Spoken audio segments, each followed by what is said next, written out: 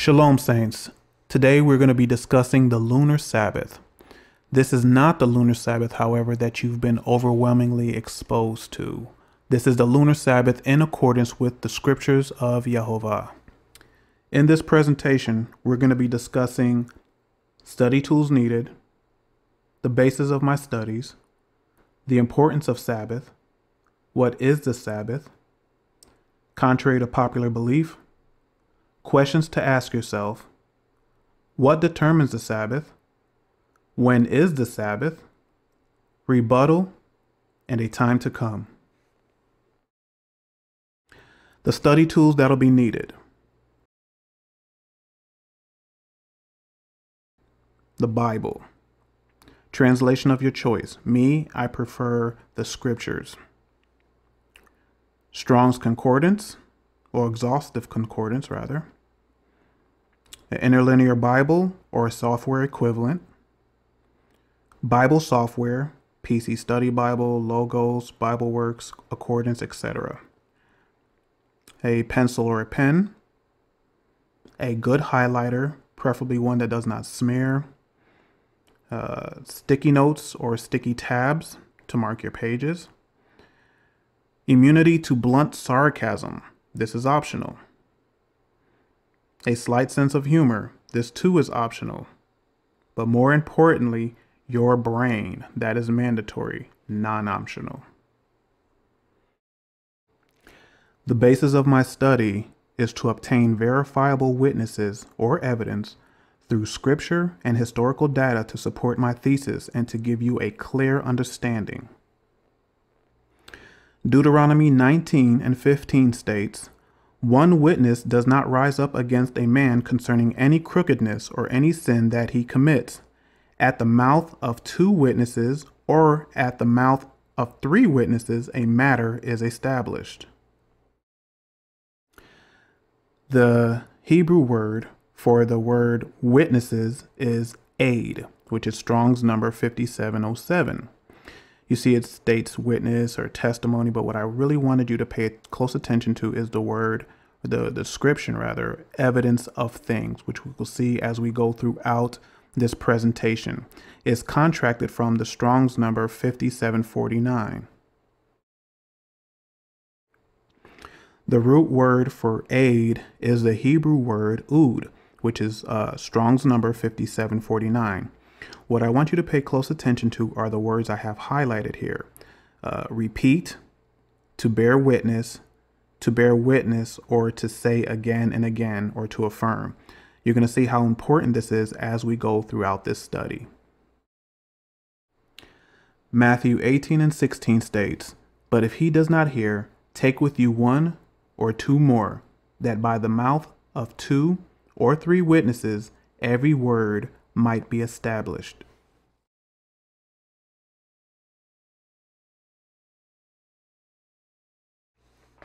Repetition usually indicates significance. Are you ready? Okay, let's go.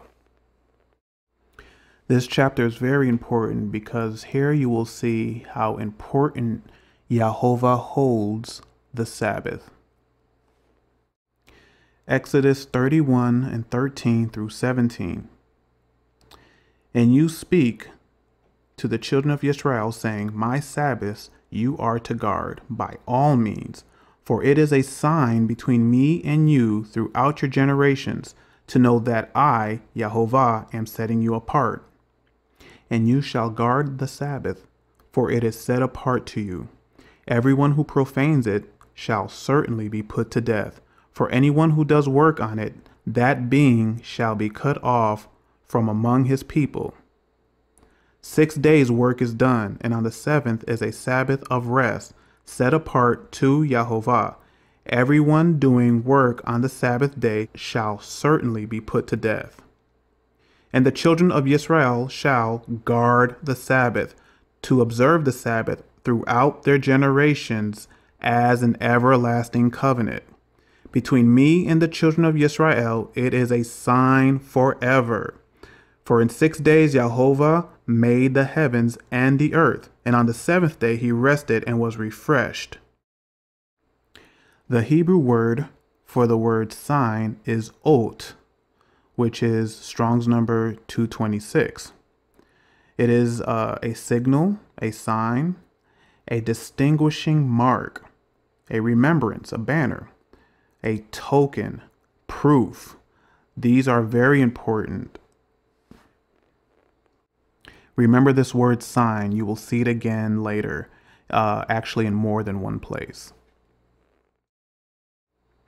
Ezekiel 20:11 through 15 states, "And I gave them my statutes, and shewed them my judgments, which if a man do, he shall even live in them.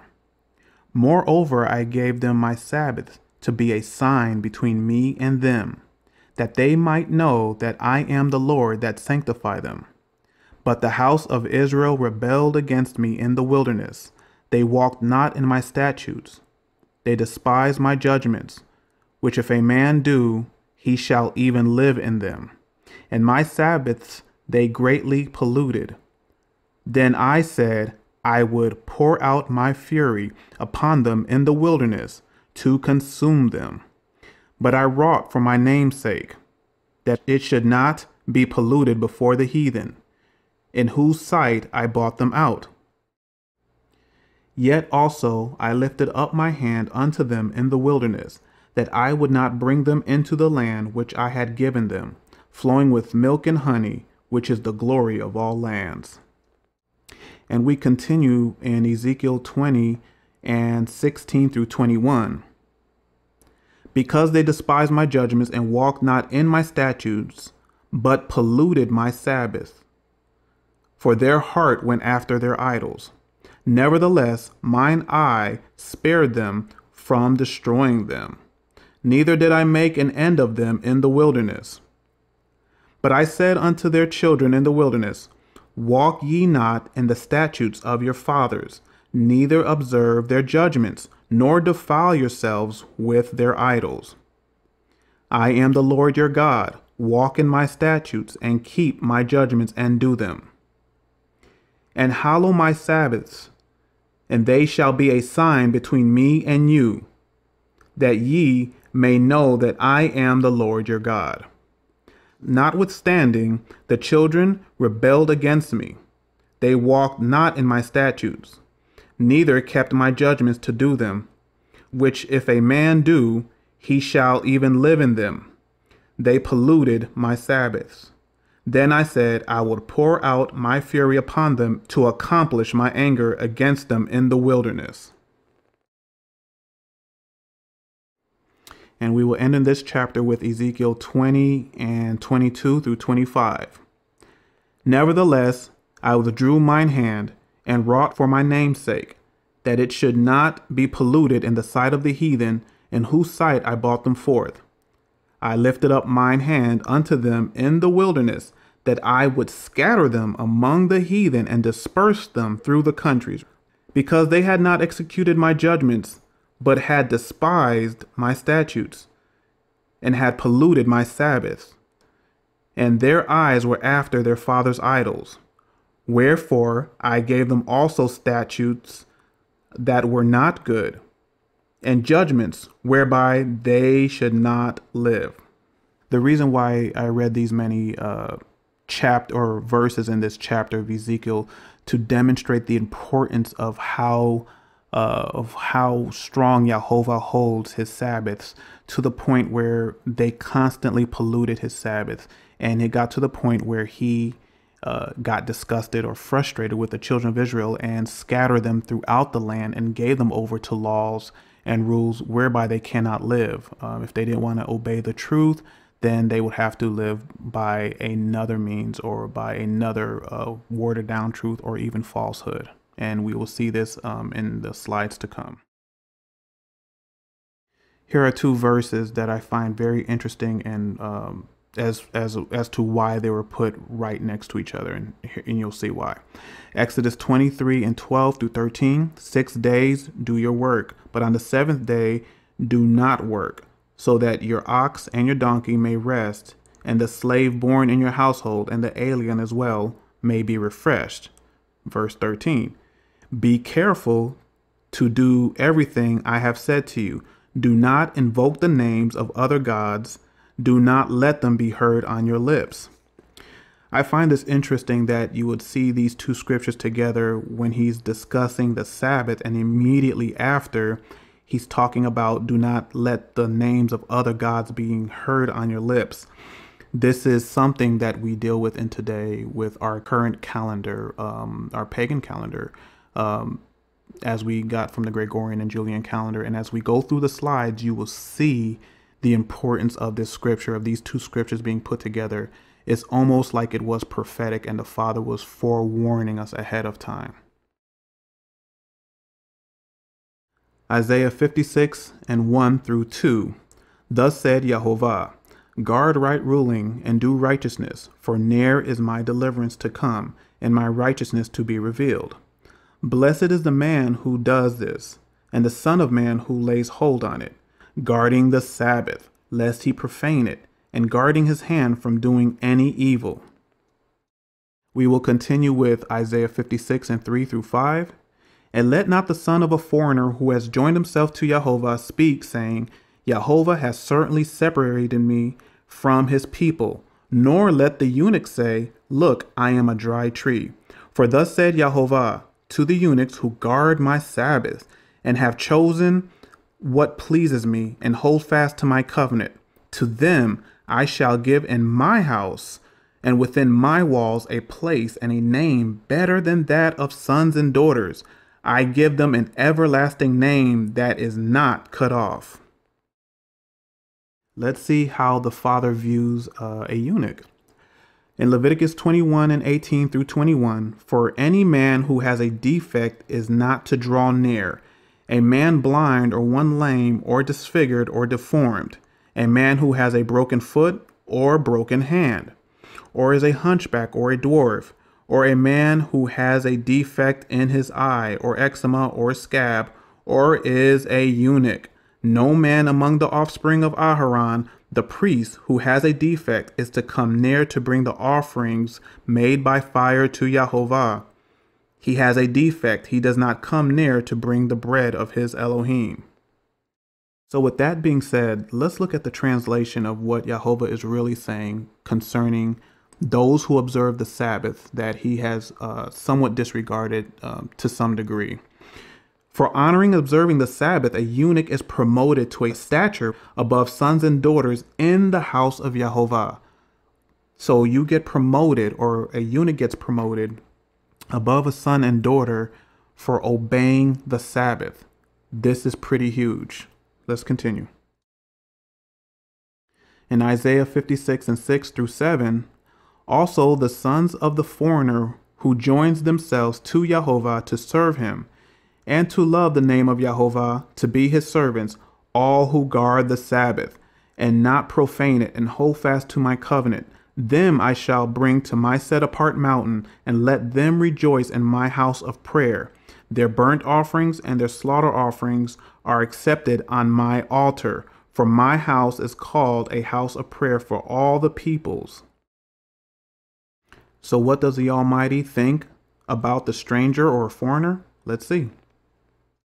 In Ezekiel 44 and 9, thus said the Master Yahovah, no son of a foreigner, uncircumcised in heart or uncircumcised in flesh, comes into my set-apart place, even any son of a foreigner who is among the children of Israel. Let's look at the word foreigner. The word foreigner in Hebrew is the word nikar, which is Strong's number 5236. It's a foreign, concretely a foreigner, or abstractly a heathendom or a heathen, alien or stranger. So I want you to pay close attention to this word heathen. A foreigner is considered a heathen, or someone who does not observe the Torah, or who is not a follower of Yahovah. Yes, a heathen, an unbeliever. So what does this translate? Yahovah will bring them, the heathen, to his holy mountain to partake in his kingdom because they honored and observed the Sabbath. This is huge.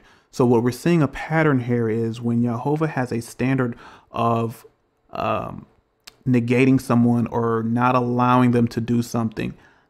By observing the Sabbath is giving them an entryway or a door to come into his kingdom. This is pretty huge. Let's continue. Here in Isaiah 58 and 13 through 14, we're going to see a pretty big promise that Jehovah is giving to the children of Israel, or those who decide to partake in the Sabbath. If you do turn back your foot from the Sabbath, from doing your pleasure on my set apart day, and shall call the Sabbath a delight, the set apart day of Jehovah, esteemed, and shall esteem it, not doing your own ways, nor finding your own pleasures, nor speaking your own words. Then, whenever you see the word then, that is a condition that has to be met. So this is the second part of the condition. This is the promise. Then you shall delight yourself in Jehovah, and I shall cause you to ride on the heights of the earth, and feed with the inheritance of Yaakov your father. For the mouth of Jehovah has spoken. You see here that Jehovah has given a promise, and whenever Jehovah says the word, the mouth of Jehovah has spoken, that is his stamp of approval. Or like when people are running for office, my name is such and such, and I approve this message. They must have gotten this from Jehovah, because when Jehovah says the mouth of Jehovah has spoken, that is his promise, and he is provoking you or encouraging you to try him in that. And this is a very huge promise for those who decide to obey, to observe and obey the Sabbath. What is the Sabbath? It is a mandated day of rest, which means you must abstain from any and all physical and mental exertion, whether work or play. Now, I want to take a note right here, a second to mention this, because you hear a lot of saints ask if they can go bike riding, can they go hiking, can they go jogging, can they go work out, can they go in the garden. That, people of Jehovah, is not rest. If you go to your doctor and, you know, if you're ill or something like that, or have a fever, and your doctor said, you know, tells you, I want you to be on bed rest, then you will be in the bed resting. That means you do no physical exertion to exert yourself to make yourself feel worse. So when you hear the word rest, that means Jehovah is telling you to rest, not to do fun things or not doing your own things. And we're going to find that out later on as we go further into the teaching, how much Jehovah means rest and what he defines as rest and what does he want you to do on the Sabbath, which is very important. The Sabbath, is the very first recorded feast day that Jehovah himself observed. And we see this as we look in Genesis 2 and 1 through 3. Thus the heavens and the earth were completed and all their array. And on the seventh day Elohim completed his work which he had done, and he rested on the seventh day from all his work which he had made. And Elohim blessed the seventh day and set it apart, because on it he rested from all his work which Elohim in creating had made. You have a set apart gathering, or a holy convocation in the King James, with other believers. This is solidified in Leviticus 23 and 3. 6 days work is done, but the seventh day is a Sabbath of rest, a set apart gathering. You do no work. It is a Sabbath to Jehovah in all your dwellings. It is not a day for family outings. It's a day to be refreshed. It is a day to spend time and commune with the Almighty. It is a day of prayer. It is a day of study. It is a day set apart holy unto Jehovah. Meaning, do not partake in activities or conversations that you would normally partake in the other 6 days of the week. Here in Isaiah 58 and 13 through 14, and you're going to see this throughout the teachings. You may see scriptures repeated because different points of these particular scriptures have to be emphasized depending on what subject we're covering at the time. However, in verse 13 and 14, it states, if you do turn back your foot from the Sabbath, from doing your pleasure on my set apart day, and shall call the Sabbaths a delight, the set apart day of Jehovah esteemed, and shall esteem it, not doing your own ways, nor finding your own pleasures, nor speaking your own words. Then you shall delight yourself in Jehovah, and I shall cause you to ride on the heights of the earth, and feed you with the inheritance of Yaakov your father, for the mouth of Jehovah has spoken. Again, we want to pay attention to this highlighted areas from doing your own pleasure on his set apart day, not doing your own ways, nor finding your own pleasures, nor speaking your own words. And when it says speaking your own words, of course you have to speak, but things that are personal interest to you, things that are not holy, things that are not uplifting, things that are not edifying, things that have nothing to do with him. A lot of times saints get together and discuss worldly events, politics, things they want to do, business and stuff like that. And those things do not pertain unto Jehovah. They are not set apart unto him. So I know for a lot of saints, this is a very hard thing to do, and we all battle with it. However, this is something he's commanding, that you do not do your own thing. You only have one day. You know, in most places in the world, you have 5 days you work and you have 2 days off. With Jehovah, you have 6 days you work and you have 1 day off. So he's asking you for 1 day, 1 24-hour period, not to do your own thing, but do things unto him. And you'll see that by the time you finish studying and praying and spending time with him and actually just resting your body and your mind, taking naps, reading to the children if you have children and things like that, the day goes by pretty fast.